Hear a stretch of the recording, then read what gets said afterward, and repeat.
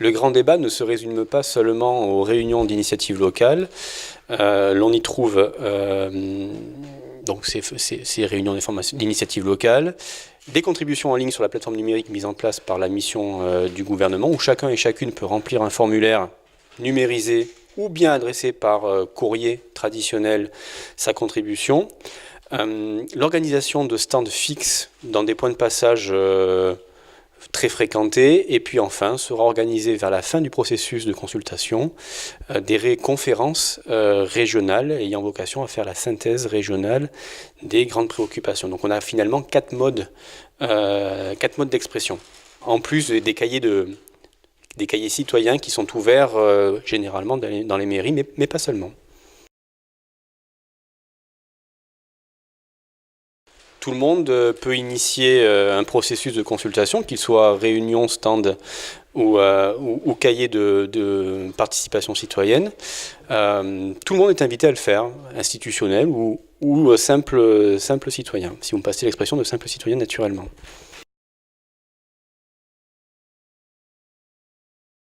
Avoir l'idée, c'est une chose, en avoir les moyens, c'en est une autre. Et bien, c'est là tout l'intérêt d'avoir un référent départemental qui est là pour offrir les outils, qu'ils soient matériels ou méthodologiques, pour organiser le type de consultation que les initiateurs souhaitent.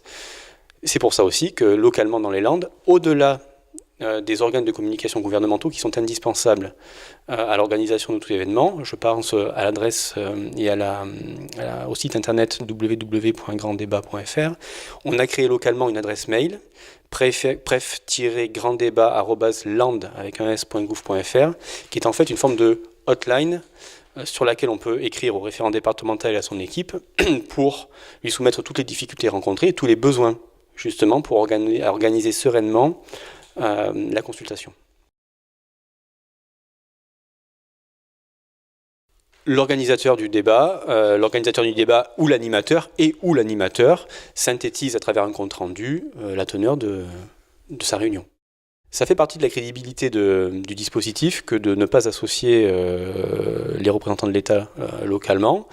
Et il appartient bien à l'organisateur ou à l'initiateur et ou à l'animateur de faire remonter le contenu de ces débats. Le principe du débat est la liberté, l'un des principes est la liberté, et tous les thèmes et toutes les questions peuvent être apportées, étant entendu que les 4 grands thèmes choisis par le gouvernement sont suffisamment larges pour balayer toutes les préoccupations des Français. La plateforme mise en place par le gouvernement, et à condition que les initiateurs et organisateurs de débats jouent le jeu, permet une inscription de tous ceux qui veulent organiser une réunion. C'est pour ça que j'encourage tous les initiateurs à s'inscrire, parce qu'une cartographie des réunions est mise en ligne régulièrement et permet à chacun et à chacune d'aller consulter le site internet et de voir si près de chez lui quelque chose est organisé. La mission placée auprès du Premier ministre est chargée sous un mois de faire la synthèse des contributions. Tout cela sous la